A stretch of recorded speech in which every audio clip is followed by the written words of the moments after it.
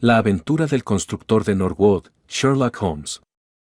Por Arthur Conan Doyle.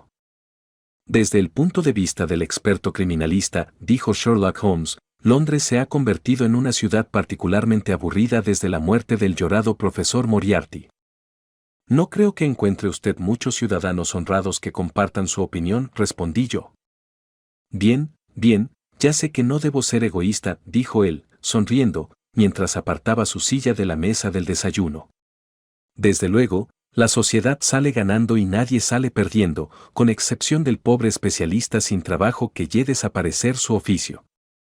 Mientras aquel hombre se mantuvo activo, el periódico de cada mañana ofrecía infinitas posibilidades. Muchas veces se trataba tan solo de una mínima huella, Watson, del indicio más leve, y, sin embargo, bastaba para que yo supiera que por allí andaba aquel magnífico y maligno cerebro. Del mismo modo que el más ligero temblor en los bordes de la telaraña nos recuerda la existencia de la repugnante araña que acecha en el centro. Pequeños hurtos, asaltos violentos, agresiones sin objeto aparente. Para quien conociera la clave, todo se podía encajar de un modo coherente. No existía entonces una sola capital en Europa que ofreciera las oportunidades que Londres ofrecía para el estudio científico de las altas esferas del crimen. Pero ahora, se encogió de hombros, en burlona desaprobación del estado de cosas al que tanto había contribuido él mismo.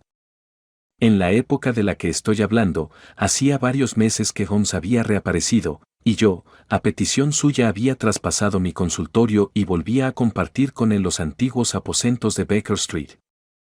Un joven doctor apellidado Verne había adquirido mi pequeño consultorio de Kensington, pagando con asombrosa celeridad el precio más alto que yo me atreví a pedir, un asunto que no quedó explicado hasta varios años más tarde, cuando descubrí que Verne era pariente lejano de Holmes y que en realidad había sido mi amigo el que aportó el dinero. Nuestros meses de asociación no habían sido tan anodinos como Holmes afirmaba, ya que, revisando mis notas, veo que este periodo incluye el caso de los documentos del expresidente Murillo y también el escandaloso asunto del vapor holandés Friesland, que estuvo a punto de costarnos la vida a los dos. Sin embargo, su carácter frío y orgulloso rechazaba por sistema todo lo que se pareciera al aplauso público y me hizo prometer, en los términos más estrictos, que no diría una sola palabra sobre él, sus métodos o sus éxitos, una prohibición que, como ya he explicado, no levantó hasta hace muy poco. Tras expresar su excéntrica protesta, Sherlock Holmes se arrellanó en su sillón. Estaba desplegando el periódico de la mañana con aire despreocupado cuando a ambos nos sobresaltó un tremendo campanillazo en la puerta, seguido de inmediato por un fuerte repiqueteo, como si alguien estuviera aporreando con los puños la puerta de la calle. Cuando ésta se abrió, oímos una ruidosa carrera a través del vestíbulo. Unos pasos que subían a toda prisa las escaleras. Un instante después, irrumpía en nuestra habitación un joven excitadísimo, con los ojos desorbitados, desmelenado jadeante. Nos miró primero al uno y luego al otro, y al advertir nuestras miradas inquisitivas cayó en la cuenta de que debía ofrecer algún tipo de excusas por su desaforada entrada. «Lo siento, señor Holmes», exclamó. «Le ruego que no se ofenda. Estoy a punto de volverme loco. Señor Holmes, soy el desdichado John Hector MacFarlane». Hizo esta presentación como si solo con el nombre bastara para explicar su visita y sus modales, pero por el rostro impasible de mi compañero me di cuenta de que aquello le decía tan poco a él como a mí. «Tome un cigarrillo, señor McFarlane», dijo Holmes, empujando su pitillera hacia él. «Estoy seguro de que, a la vista de sus síntomas, mi amigo el Dr. Watson le recomendaría un sedante. Ha hecho tanto calor estos últimos días. Ahora, si se siente usted más tranquilo, le agradecería que tomara asiento en esa silla y nos contara muy despacio y con mucha calma quién es usted y qué desea. Ha pronunciado usted su nombre como si yo tuviera necesariamente que conocerlo, pero le aseguro que, aparte de los hechos evidentes de que es usted soltero, procurador, masón y asmático, no sé nada en absoluto de usted». Habituado como estaba a los métodos de mi amigo, no me resultó difícil seguir sus deducciones y observar el atuendo descuidado, el legajo de documentos legales, el amuleto del reloj y la respiración jadeante en que se había basado. Sin embargo, nuestro cliente se quedó boquiabierto. Sí, señor Holmes, soy todas esas cosas, pero además soy el hombre más desgraciado que existe ahora mismo en Londres. Por amor de Dios, no me abandone, señor Holmes. Si vienen a detenerme antes de que haya terminado de contar mi historia, haga que me dejen tiempo de explicarle toda la verdad. Iría contento a la cárcel sabiendo que usted trabaja para mí desde fuera. Detenerlo, exclamó Holmes. Caramba, qué estupendo, qué interesante. ¿Y bajo qué acusación espera que lo detengan? Acusado de asesinar al señor Jonas Oldecker, de Lord Norwood. El expresivo rostro de mi compañero dio muestras de simpatía, que, mucho me temo, no estaba exenta de satisfacción. Vaya por Dios, dijo. Y yo que hace un momento, durante el desayuno, le decía a mi amigo el doctor Watson que ya no aparecen casos sensacionales en los periódicos. Nuestro visitante extendió una mano temblorosa. Recogió el Daily Telegraph que aún reposaba sobre las rodillas de Holmes. Si lo hubiese leído, señor, habría sabido a primera vista qué es lo que me ha traído a su casa esta mañana. Tengo la sensación de que mi nombre y mi desgracia son la comidilla del día. Desdobló el periódico para enseñarnos las páginas centrales. Aquí está y, con su permiso, se lo voy a leer. Escuche esto, señor Holmes. Los titulares dicen, misterio en Lord Norwood. Desaparece un conocido constructor. Sospechas de asesinato e incendio provocado. Se sigue la pista del criminal. Esta es la lista que están siguiendo, señor Holmes, y sé que conduce de manera infalible hacia mí. Me han seguido desde la estación del puente de Londres y estoy convencido de que solo esperan que llegue el mandamiento judicial para detenerme. Esto le romperá el corazón a mi madre, le romperá el corazón. Se retorció las manos, presa de angustiosos temores, y comenzó a oscilar en su asiento, hacia adelante y hacia atrás. Examiné con interés a aquel hombre, acusado de haber cometido un crimen violento. Era rubio y poseía un cierto atractivo, aunque fuera más bien del tipo enfermizo. Tenía los ojos azules y asustados, el rostro bien afeitado y la boca de una persona débil sensible. Podría tener unos 22 años, su vestimenta su porte eran los de un caballero. Del bolsillo de su abrigo de entretiempo sobresalía un manojo de documentos sellados que delataban su profesión. Aprovecharemos el tiempo lo mejor que podamos, dijo Holmes. Watson, ¿sería usted tan amable de coger el periódico y leerme el párrafo en cuestión? Bajo los sonoros titulares que nuestro cliente había citado, leí el siguiente y sugestivo relato. A última hora de la noche pasada, o a primera hora de esta mañana, se ha producido en Lord Norwood un incidente que induce a sospechar un grave crimen, cometido en la persona del señor Jonas Oldecker, conocido residente de este distrito, donde llevaba muchos años al frente de su negocio de construcción.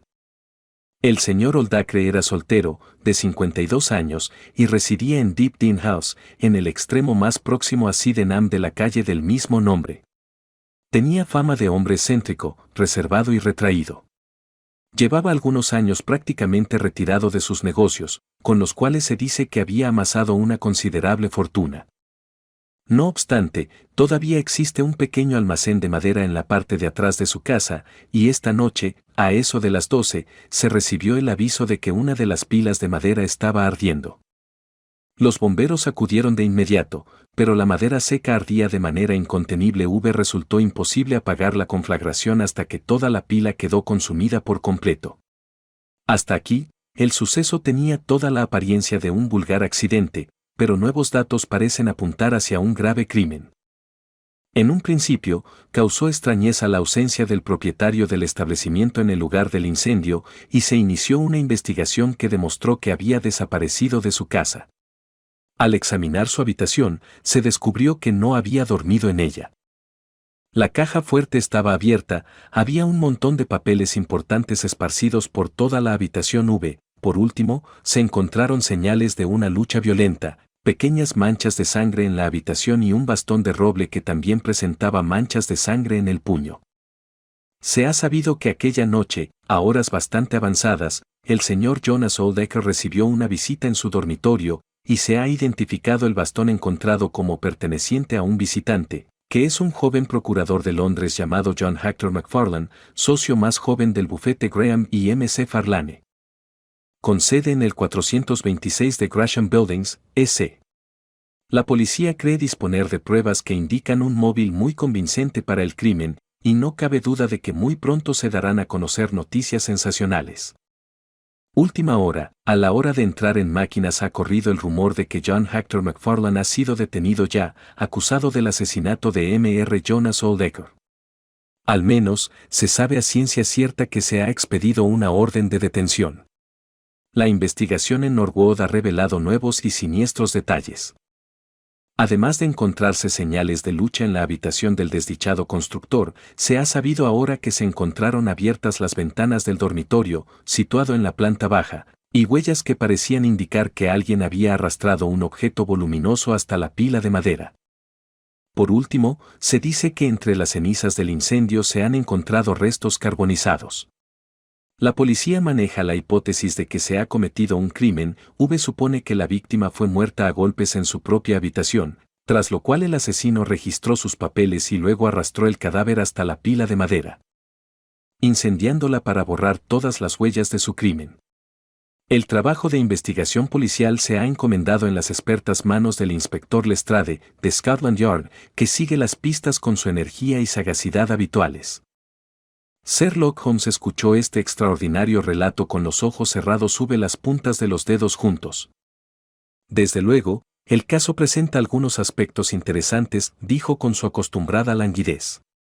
Puedo preguntarle en primer lugar, señor McFarlane, ¿cómo es que todavía sigue en libertad, cuando parecen existir pruebas suficientes para justificar su detención? Vivo en Torrington Lodge, Blackheath, con mis padres, pero anoche, como tenía que entrevistarme bastante tarde con el señor Jonas Oldecker, me quedé en un hotel de Norwood y fui a mi despacho desde allí. No supe nada de este asunto hasta que subí al tren y leí lo que usted acaba de oír. Me di cuenta al instante del terrible peligro que corría y me apresuré a poner el caso en sus manos. No me cabe duda de que me habrían detenido en mi despacho de la City o en mi casa. Un hombre me ha venido siguiendo desde la estación del puente de Londres y estoy seguro. ¡Cielo santo! ¿Qué es eso? Era un campanillazo en la puerta, seguido al instante por fuertes pisadas en la escalera. Al cabo de un momento, nuestro amigo Lestrade apareció en el umbral.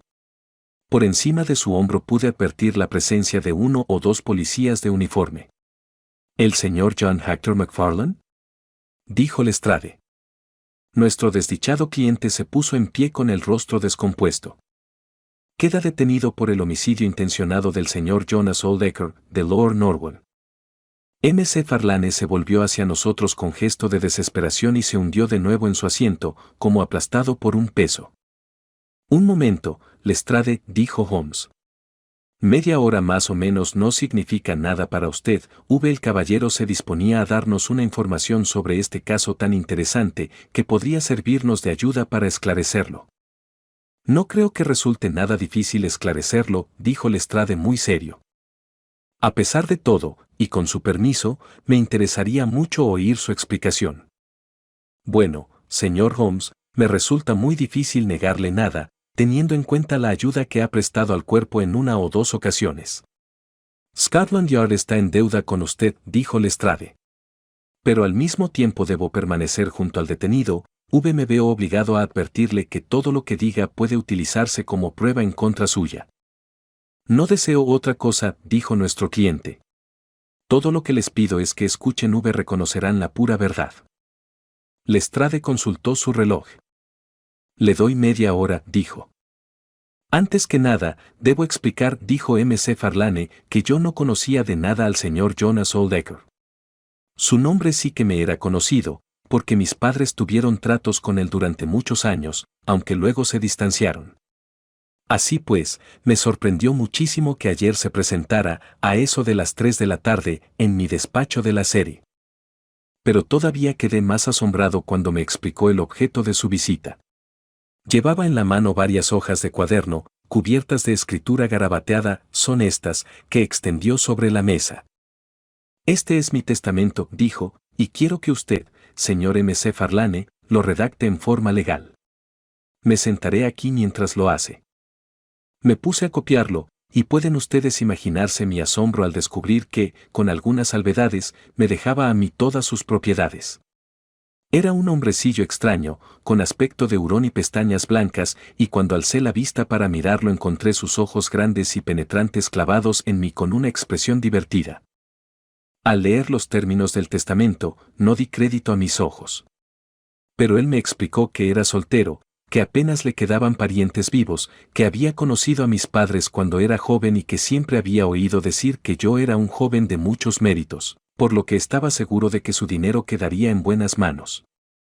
Por supuesto, no pude hacer otra cosa que balbucir algunos agradecimientos.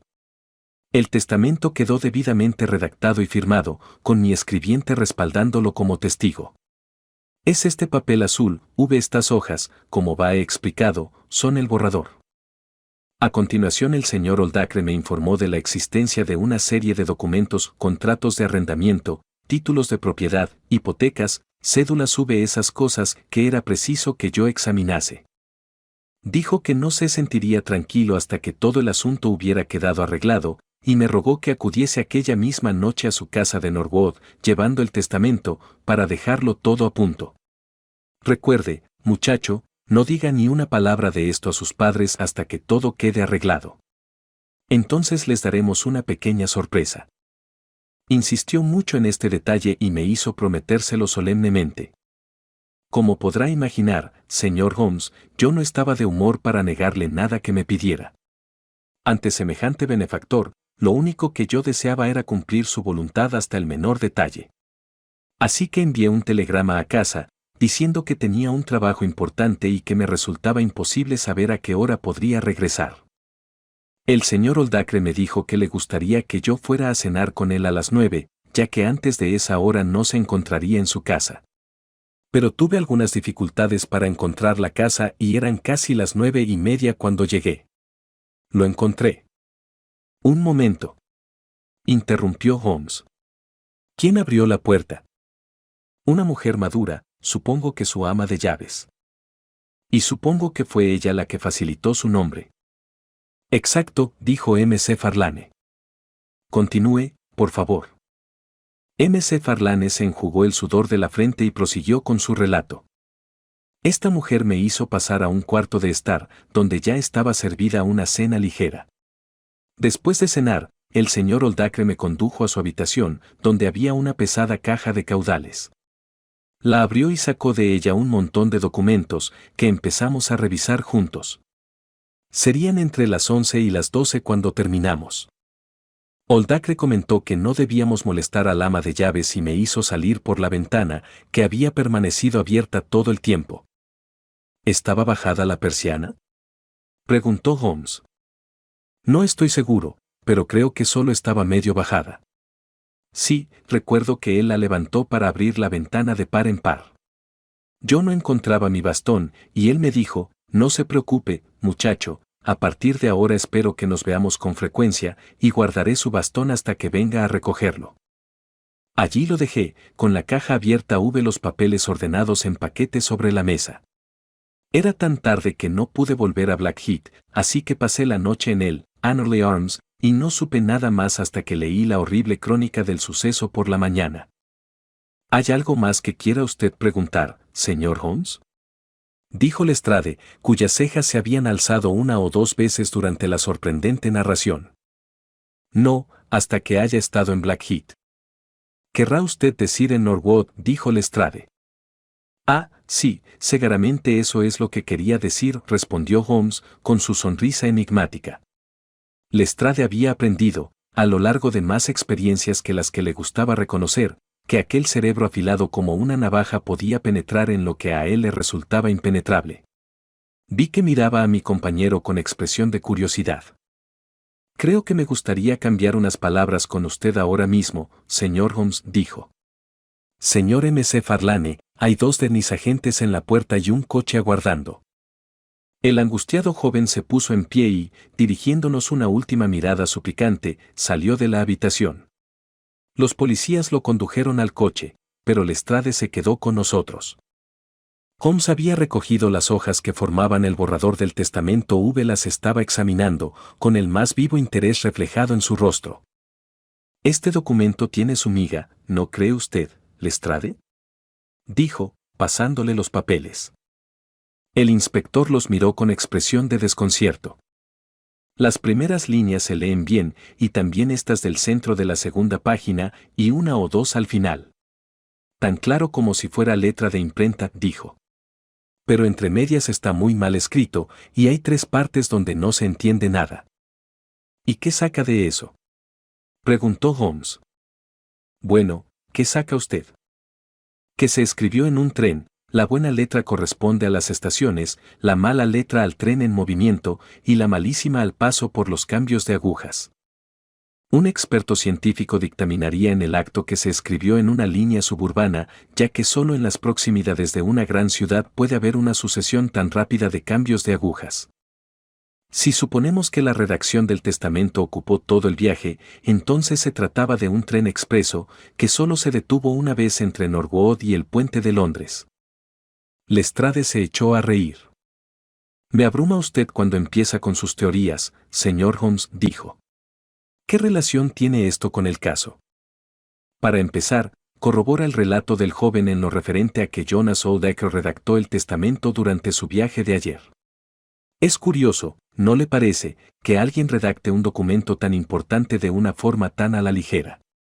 Parece dar a entender que el hombre no pensaba que aquello fuera a tener mucha importancia práctica. Como si no pretendiera que el testamento se llevase a efecto. Pues al mismo tiempo estaba redactando su sentencia de muerte, dijo Lestrade. ¿Eso cree usted? ¿Usted no? Bueno, es bastante posible, pero aún no veo claro el caso. ¿Que no lo ve claro? Pues si esto no está claro, no sé qué puede estarlo. Tenemos un joven que se entera de repente de que si cierto anciano fallece, él heredará la fortuna. ¿Qué es lo que hace?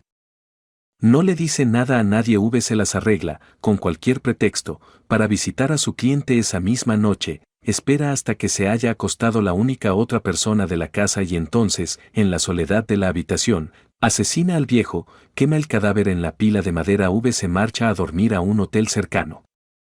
Las manchas de sangre encontradas en la habitación y en el bastón son muy ligeras. Es probable que creyera que el crimen no había derramado sangre y confiara en que si el cuerpo quedaba consumido desaparecerían todas las huellas del método empleado, huellas que por una u otra razón lo señalarían a él. ¿No resulta evidente todo esto? Mi buen Lestrade, para mi gusto es un pelín demasiado evidente, dijo Holmes. La imaginación no figura entre sus grandes cualidades, pero si pudiera por un momento ponerse en el lugar de este joven, ¿habría usted escogido para cometer el crimen precisamente la primera noche después de redactar el testamento? ¿No le habría parecido peligroso establecer una relación tan próxima entre los dos hechos? Y lo que es más, ¿habría usted elegido una ocasión en la que se sabía que estaba usted en la casa, ya que un sirviente le ha abierto la puerta? Y por último, ¿se tomaría usted tantas molestias para hacer desaparecer el cuerpo, dejando al mismo tiempo su bastón para que todos supieran que es usted el asesino? Confiese, Lestrade, todo eso es muy improbable. En cuanto al bastón, señor Holmes, usted sabe tan bien como yo que los criminales a veces se ofuscan y hacen cosas que un hombre sereno no haría. Probablemente, le dio miedo entrar otra vez en la habitación. A ver si puede presentarme otra teoría que encaje con los hechos. Podría presentarle media docena con toda facilidad, respondió Holmes. Aquí tiene, por ejemplo, una muy posible, e incluso probable. Se la ofrezco gratis, como regalo. Un vagabundo que pasa por allí los ve a través de la ventana, que solo tiene la persiana medio bajada. El abogado se marcha. El vagabundo entra. Coge un bastón que encuentra por ahí, mata a Oldacre, se larga después de quemar el cadáver. ¿Para qué iba el vagabundo a quemar el cadáver? ¿Y para qué iba a quemarlo Macfarlane? Para hacer desaparecer alguna prueba. Puede que el vagabundo quisiera ocultar el hecho mismo de que se había cometido un asesinato. ¿Y cómo es que el vagabundo no se llevó nada? Porque se trataba de documentos no negociables. Lestrade sacudió la cabeza, aunque me pareció que ya no sentía la misma seguridad absoluta que antes. Bien, señor Sherlock Holmes, Puede usted buscar a su vagabundo, mientras lo busca nosotros nos quedaremos con nuestro hombre. El futuro dirá quién tiene razón. Pero fíjese tan solo en esto, señor Holmes, hasta donde sabemos, no falta ninguno de los papeles, y el detenido es la única persona del mundo que no tenía ningún motivo para llevárselos, va que, como heredero legal, pasarían a su poder de todas formas. Mi amigo pareció impresionado por este comentario. No pretendo negar que, en algunos aspectos, las pruebas se inclinan hacia su teoría, dijo. Lo único que quiero hacer ver es que existen otras teorías posibles. Como usted ha dicho, el futuro decidirá. Buenos días. Creo poder asegurar que en el transcurso de la jornada me dejaré caer por Norwood para ver cómo le va. Cuando el policía se hubo marchado, mi amigo se puso en pie y comenzó sus preparativos para la jornada de trabajo, con el aire animado de quien tiene por delante una tarea que le encanta. Mi primer movimiento, Watson dijo mientras se enfundaba en su levita, será, como he dicho, en dirección a Blackheath. ¿Y por qué no a Norwood? Porque en este caso tenemos un suceso muy curioso que viene pisándole los talones a otro suceso igualmente curioso. La policía está cometiendo el error de concentrar su atención en el segundo, porque da la casualidad de que es el único verdaderamente criminal. Pero para mí resulta evidente que la única manera lógica de abordar el caso es comenzando por arrojar alguna luz sobre el primer suceso, ese extraño testamento, redactado tan aprisa y con un heredero tan inesperado. Eso podría contribuir a aclarar lo que sucedió después. No, querido amigo, no creo que pueda usted ayudar. No se vislumbra ningún peligro, de lo contrario, ni se me ocurriría dar un paso sin usted. Confío en que, cuando nos veamos esta tarde, pueda comunicarle que he conseguido hacer algo en favor de este desdichado joven que ha venido a ponerse bajo mi protección.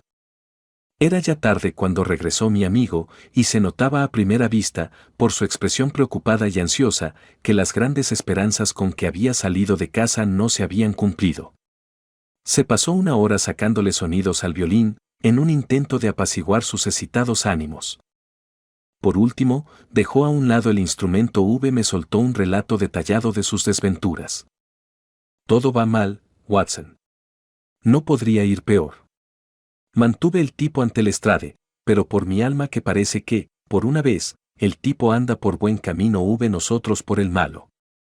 Todos mis instintos apuntan en una dirección todos los hechos en la otra. Mucho me temo que los jurados británicos aún no han alcanzado el nivel de inteligencia necesario para que den preferencia a mis teorías sobre los hechos del estrade. ¿Ha estado usted en Blackheath? Sí, Watson, estuve allí y no tardé en averiguar que el difunto llorado Oldacre era un pájaro de mucho cuidado. El padre había salido a ver a su hijo.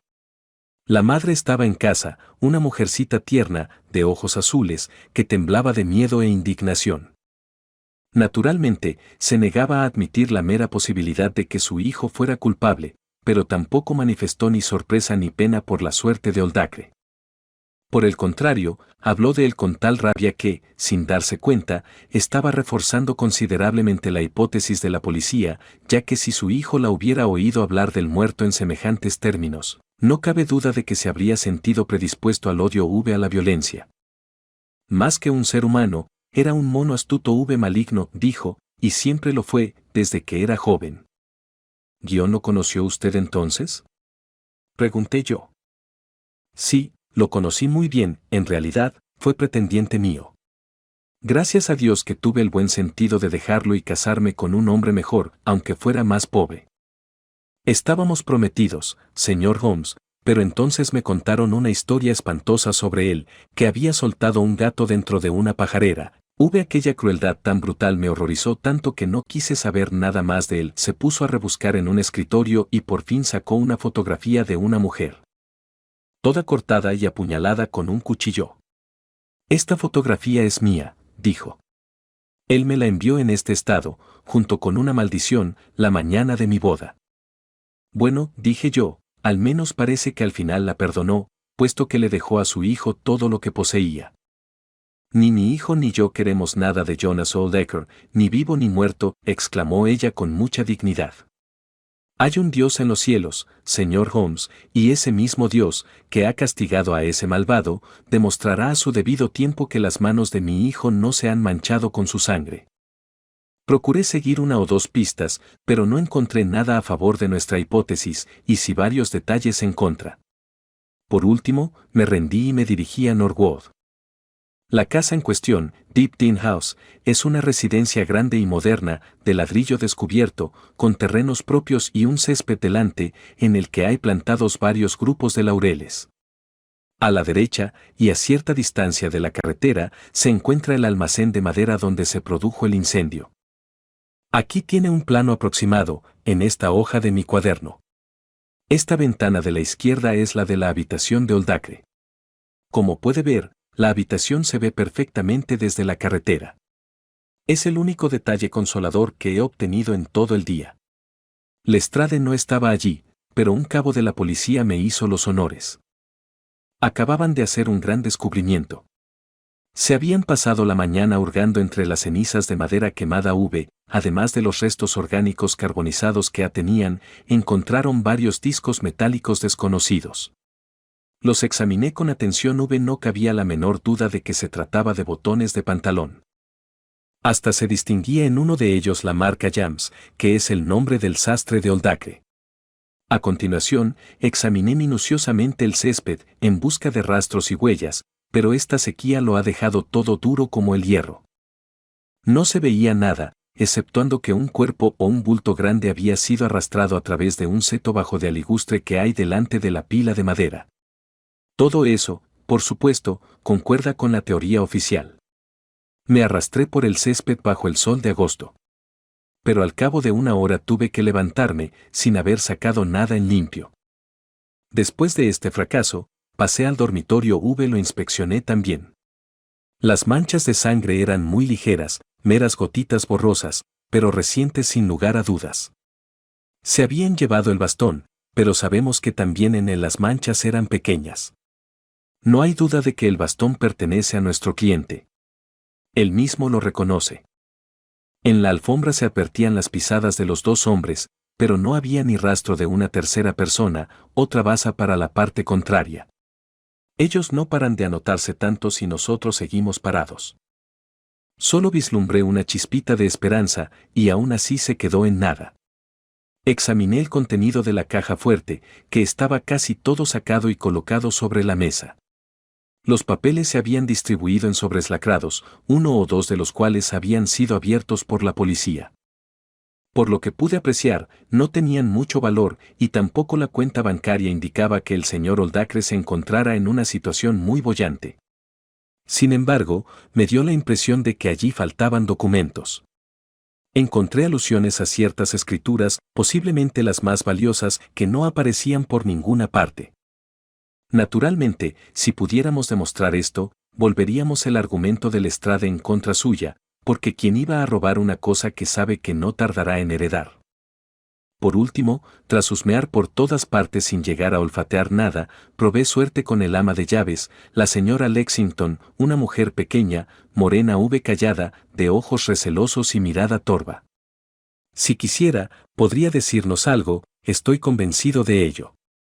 Pero se cerró como una tumba. Sí, había abierto la puerta al señor Farlane a las 9:30. Ojalá se le hubiera secado la mano antes de hacerlo. Se había ido a la cama a las 10:30. Su habitación está al otro extremo de la casa no hubo nada de lo que ocurría. El señor Farlane había dejado en el vestíbulo su sombrero y, según creía recordar, también su bastón. Se había despertado al oír la alarma de incendio. Era indudable que su pobre y querido señor había sido asesinado. ¿Tenía Oldacre algún enemigo? Bueno, todo el mundo tiene algún enemigo, pero el señor Oldacre solo se ocupaba de sus asuntos no se trataba con nadie más que por cuestiones de negocios. Había visto los botones y estaba segura de que pertenecían a la ropa que Oldacre llevaba puesta aquella noche. La madera estaba muy seca, porque llevaba un mes sin llover. Ardió como la estopa, y cuando ella llegó al almacén no se veían más que llamas. Tanto ella como los bomberos habían notado el olor a carne quemada. No sabía nada de los documentos, ni de los asuntos privados del señor Oldacre. Y aquí tiene, querido Watson, el informe completo de mi fracaso. Y sin embargo, apretó sus huesudas manos en un paroxismo de convicción, yo sé que todo es un error. Lo siento en los huesos. Hay algo que no ha salido a la luz, y esa ama de llaves está enterada de ello. Había en sus ojos una especie de desafío rencoroso que siempre acompaña al sentimiento de culpa. Sin embargo, de nada sirve seguir hablando de ello, Watson, como no tengamos un golpe de suerte.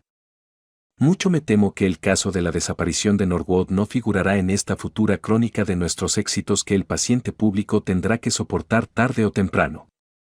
Supongo, dije yo, que el aspecto del joven influirá favorablemente en cualquier jurado. Ese argumento es muy peligroso, querido Watson.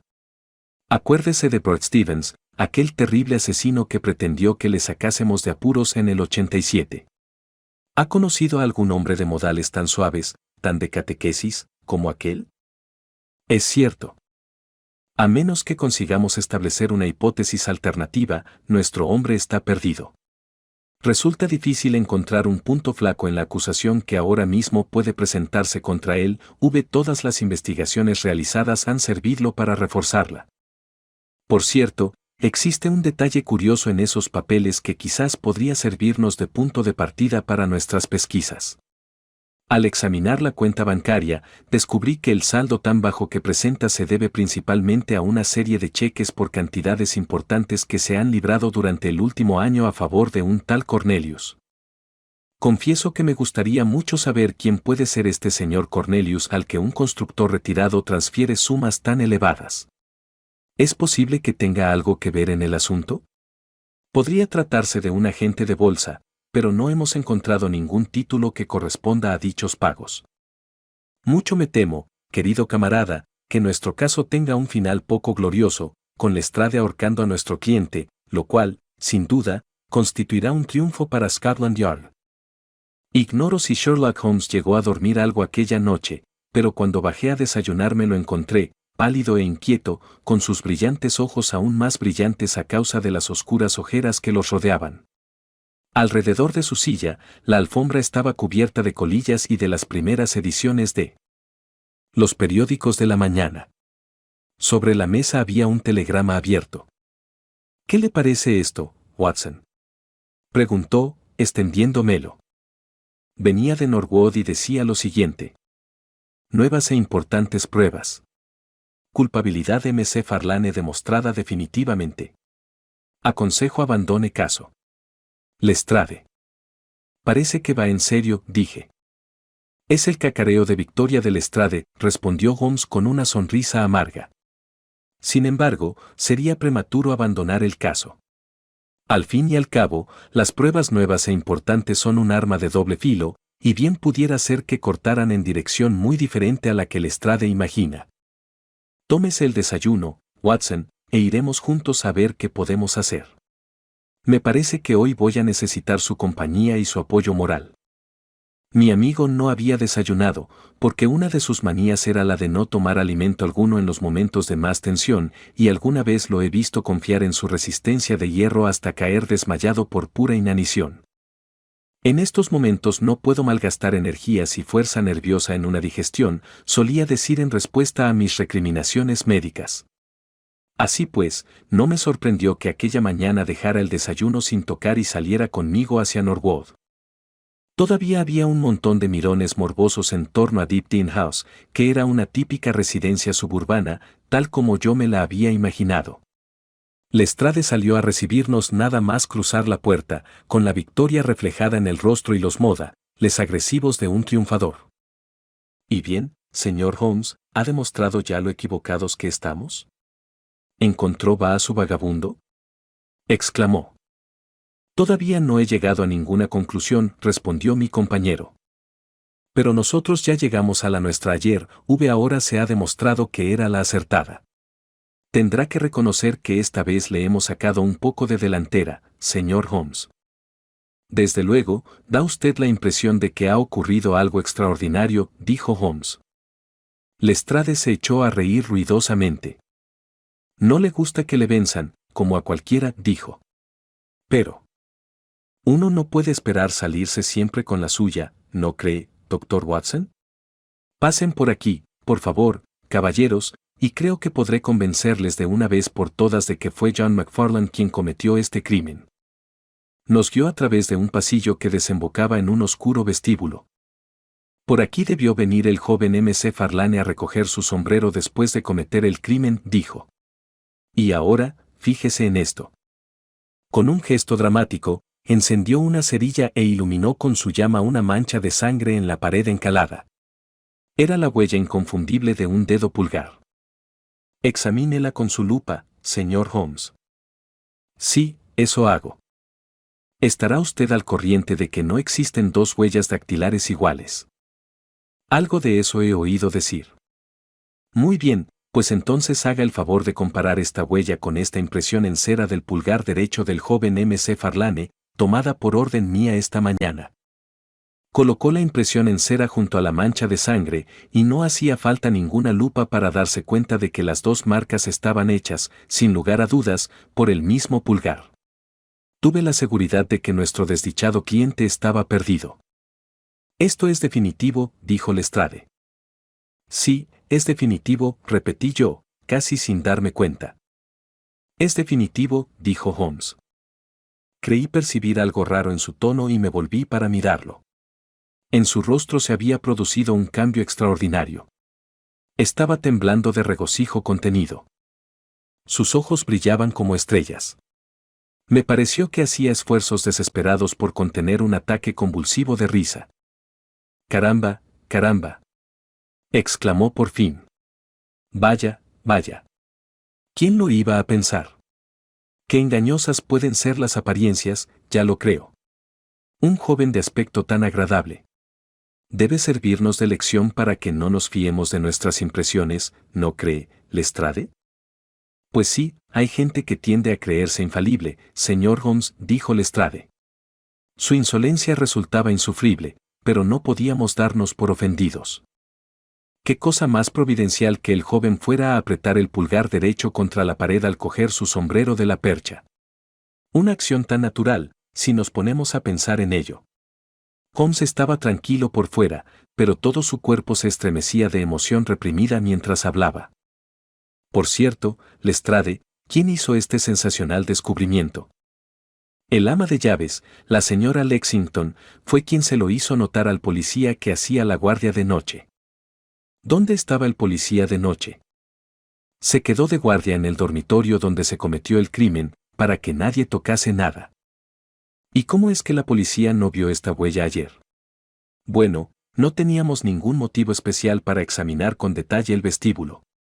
Además, no está en un lugar muy visible, como puede apreciar. No, claro que no. Supongo que no hay ninguna duda de que la huella estaba aquí ayer. Lestrade miró a Holmes como si pensara que éste se había vuelto loco. Confieso que yo mismo estaba sorprendido, tanto de su comportamiento jocoso como de aquel extravagante comentario. A lo mejor piensa usted que McFarlane salió de su celda en el silencio de la noche con objeto de reforzar la evidencia en su contra, dijo Lestrade. Emplazo a cualquier especialista del mundo a que diga si esta es o no la huella de su pulgar. Es la huella de su pulgar, sin lugar a discusión. Bien, pues con eso me basta, dijo Lestrade. Soy un hombre práctico, señor Holmes, y cuando reúno mis pruebas saco mis conclusiones. Si tiene usted algo que decir, me encontrará en el cuarto de estar, redactando mi informe. Holmes había recuperado su ecuanimidad, aunque todavía me parecía detectar en su expresión destellos de regocijo. Vaya por Dios, qué mal se ponen las cosas, ¿no cree, Watson? Dijo. Y sin embargo, existen algunos detalles que parecen ofrecer alguna esperanza a nuestro cliente. Me alegra mucho saberlo, dije yo, de todo corazón. Me temía ya que todo había terminado para él. Pues yo no diría tanto, querido Watson. Lo cierto es que existe un fallo verdaderamente grave en esta evidencia a la que nuestro amigo atribuye tanta importancia. ¿De verdad, Holmes? ¿Y cuál es? Tan solo esto, que me consta que esa huella no estaba ahí cuando yo examiné esta pared ayer. Y ahora, Watson, salgamos a dar un paseíto al sol. Con la mente confusa, pero sintiendo renacer en el corazón una llama de esperanza, acompañé a mi amigo en su paseo por el jardín. Holmes examinó una a una y con gran interés todas las fachadas de la casa. A continuación, entró en ella e inspeccionó todo el edificio, desde el sótano a los áticos.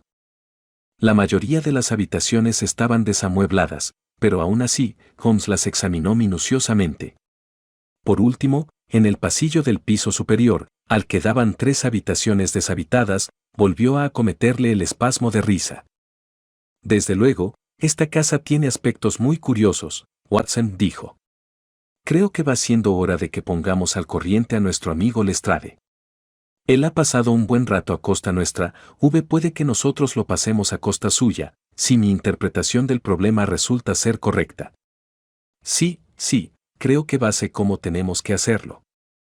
El inspector de Scotland Yard estaba aún escribiendo en la salita cuando llegó Holmes a interrumpirle. Tengo entendido que está usted redactando un informe sobre este caso, dijo. Así es.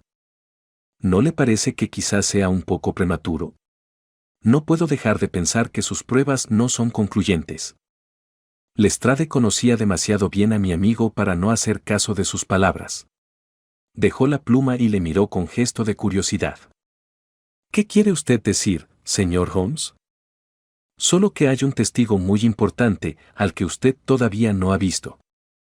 ¿Puede usted presentármelo? Creo que sí. Pues hágalo. Haré lo que pueda. ¿Cuántos policías tiene usted aquí? Hay 3 al alcance de mi voz. Excelente. Dijo Holmes. ¿Puedo preguntar si son todos hombres grandes y fuertes, con voces potentes?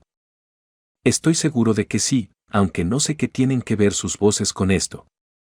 Tal vez yo pueda ayudarle a comprender eso, y 1 o 2 cosillas más, dijo Holmes. Haga el favor de llamar a sus hombres y lo intentaré. 5 minutos más tarde, los 3 policías estaban reunidos en el vestíbulo. En el cobertizo de fuera encontrarán una considerable cantidad de paja, dijo Holmes. Les ruego que traigan un par de brazadas. Creo que resultarán de suma utilidad para convocar al testigo que necesitamos.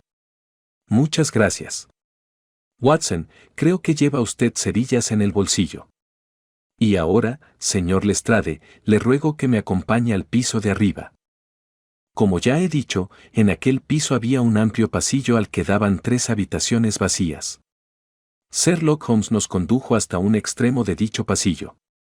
Los policías sonreían y Lestrade miraba a mi amigo con una expresión en la que se alternaban el asombro, la impaciencia y la burla. Holmes se plantó ante nosotros con el aire de un mago que se dispone a ejecutar un truco. ¿Haría el favor de enviar a uno de sus agentes a por 2 cubos de agua? Pongan la paja aquí en el suelo, separada de las paredes. Bien, creo que todo está listo.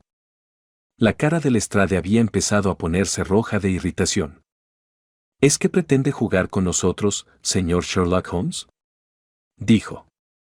Si sabe algo, podría decirlo sin tanta payasada. Le aseguro, mi buen Lestrade, que tengo excelentes razones para todo lo que hago. Tal vez recuerde usted el pequeño pitorreo que se corrió a costa mía cuando el sol parecía dar en su lado de la valla, así que no debe reprocharme ahora que yo le eche un poco de pompa y ceremonia. ¿Quiere hacer el favor, Watson, de abrir la ventana luego aplicar una cerilla al borde de la paja? Hice lo que me pedía, y pronto se levantó una columna de humo gris, que la corriente hizo girar a lo largo del pasillo mientras la paja seca ardía crepitaba. Ahora, veamos si logramos encontrar a su testigo, Lestrade. Hagan todos el favor de gritar, fuego. Vamos allá, 1, 2, 3. Fuego. Gritamos todos a coro. Gracias. Por favor, otra vez. Fuego. Solo una vez más, caballeros, todos a una. Fuego. El grito debió resonar en todo Norwood. Apenas se habían extinguido sus ecos cuando sucedió algo asombroso. De pronto se abrió una puerta en lo que parecía ser una pared maciza al extremo del pasillo, y un hombrecillo arrugado salió corriendo por ella, como un conejo de su madriguera. Perfecto. Dijo Holmes muy tranquilo. Watson, eche un cubo de agua sobre la paja. Con eso bastará. Lestrade, permita que le presente al testigo fundamental que le faltaba, el señor Jonas Oldacre. El inspector miraba al recién llegado mudo de asombro. Este, a su vez, parpadeaba a causa de la fuerte luz del pasillo y nos miraba a nosotros y al fuego a punto de apagarse. Tenía una cara repugnante, astuta, cruel, maligna, con ojos grises e inquietos y pestañas blancas. ¿Qué significa esto?, dijo por fin Lestrade. ¿Qué ha estado usted haciendo todo este tiempo, Oldacre dejó escapar una risita nerviosa, retrocediendo ante el rostro furioso enrojecido del indignado policía. No he causado ningún daño. ¿Qué no ha causado daño? Ha hecho todo lo que ha podido para que ahorquen a un inocente. Y de no ser por este caballero, no estoy seguro de que no lo hubiera conseguido. La miserable criatura se puso a gimotear. Se lo aseguro, señor, no era más que una broma. ¿Con qué una broma, Pues le prometo que no será usted quien se ría. Llévenselo abajo y ténganlo en la salita hasta que yo llegue. Señor Holmes, continuó cuando los demás se hubieron ido, no podía hablar delante de los agentes, pero no me importa decir, en presencia del Dr. Watson, que esto ha sido lo más brillante que ha hecho usted en su vida, aunque para mí sea un misterio cómo lo ha logrado. Ha salvado la vida de un inocente, ha evitado un escándalo gravísimo que habría arruinado mi reputación en el cuerpo. Holmes sonrió y palmeó a Lestrade en el hombro. En lugar de verla arruinada, amigo mío, va usted a ver enormemente acrecentada su reputación. Basta con que introduzca unos ligeros cambios en ese informe que estaba redactando, y todos comprenderán lo difícil que es pegársela al inspector Lestrade. ¿No desea usted que aparezca su nombre? De ningún modo. El trabajo lleva consigo su propia recompensa. Quizás yo también reciba algún crédito en un día lejano, cuando permita que mi leal historiador vuelva a emborronar cuartillas, Watson? Y ahora, veamos cómo era el escondrijo de esa rata. A unos 2 metros del extremo del pasillo se había levantado un tabique de listones y yeso, con una puerta hábilmente disimulada. El interior recibía la luz a través de ranuras abiertas bajo los aleros. Dentro del escondrijo había unos pocos muebles, provisiones de comida y agua y una buena cantidad de libros y documentos. Estas son las ventajas de ser constructor, dijo Holmes al salir. Uno puede arreglarse un escondite sin necesidad de ningún cómplice, exceptuando, por supuesto, a esa alhaja de ama de llaves, a la que yo metería también al saco sin pérdida de tiempo, Lestrade. Seguiré su consejo. ¿Pero cómo descubrió usted este lugar, señor Holmes? Llegué a la conclusión de que el tipo estaba escondido en la casa. Y cuando medí este pasillo, contando los pasos, y descubrí que era 2 metros más corto que el del piso de abajo, me resultó evidente dónde se encontraba. Pensé que le faltarían agallas para quedarse quieto al oír la alarma de fuego. Naturalmente, podríamos haber irrumpido por las buenas de tenerlo, pero me pareció divertida la idea de hacer que se descubriera él mismo. Y además, Lestrade, le debía a usted una pequeña mascarada por sus chuflas de esta mañana. Pues la verdad, señor, ahora hemos quedado en paz. Pero ¿cómo demonios sabía que ese individuo estaba en la casa? La huella del pulgar, Lestrade.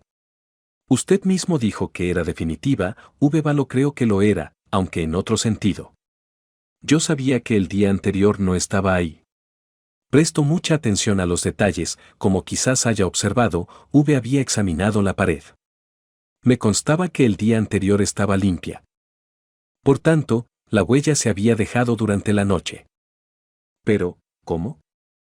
Muy sencillo. Cuando estuvieron lacrando esos paquetes, Jonas Oldacre hizo que MC Farlane sujetara uno de los sellos colocando el dedo pulgar sobre el lacre aún caliente.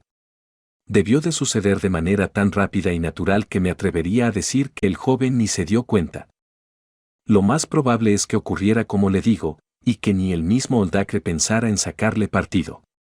Pero luego, mientras le daba vueltas al asunto en esa madriguera suya, se le debió ocurrir de pronto que la huella del pulgar podía servirle para aportar una prueba absolutamente condenatoria contra MC Farlane.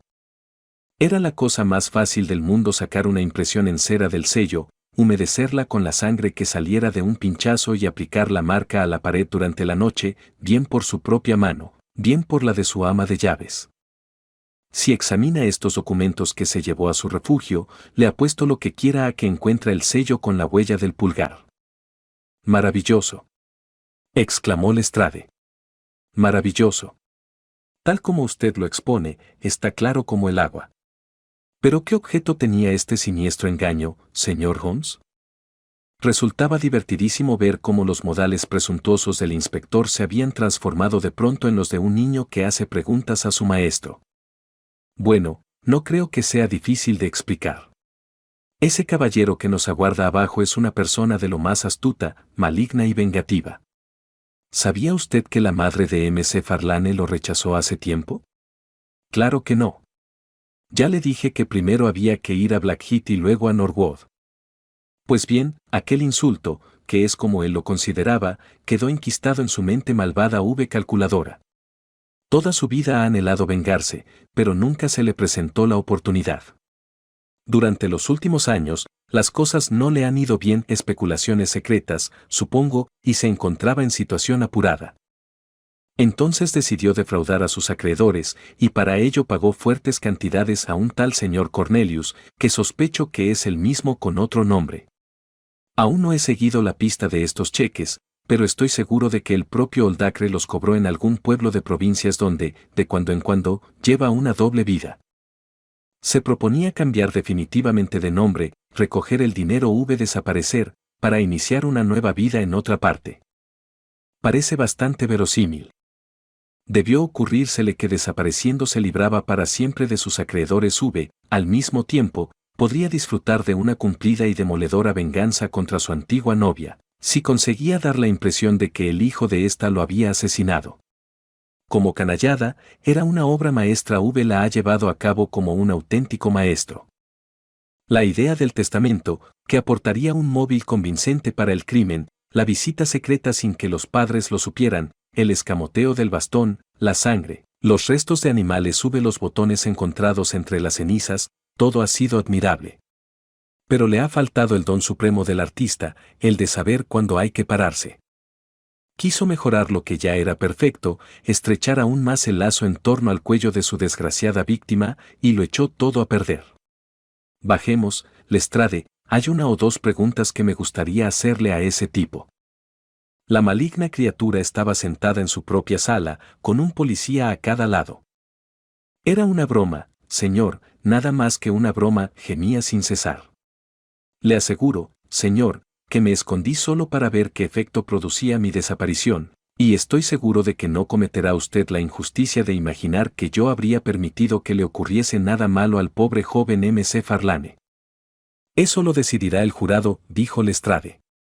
En cualquier caso, vamos a detenerlo bajo la acusación de conspiración, si es que no le acusamos de asesinato frustrado. Y es muy probable que se encuentre con que sus acreedores embargan la cuenta bancaria del señor Cornelius, dijo Holmes. El hombrecillo dio un respingo y clavó sus malignos ojos en mi amigo. Tengo mucho que agradecerle, dijo. Puede que algún día ajustemos cuentas. Holmes sonrió con aire indulgente. Me temo que durante unos cuantos años va a estar muy ocupado, dijo. Por cierto, ¿qué es lo que metió en la pila de madera, junto a sus pantalones viejos? ¿Un perro muerto, conejos o qué? ¿No quiere decirlo? Vaya por Dios, qué poco amable es usted. En fin, me atrevería a decir que con un par de conejos bastaría para explicar la sangre y los restos calcinados. Si alguna vez escribe usted un pequeño relato de esto, Watson, puede apañarse con los conejos.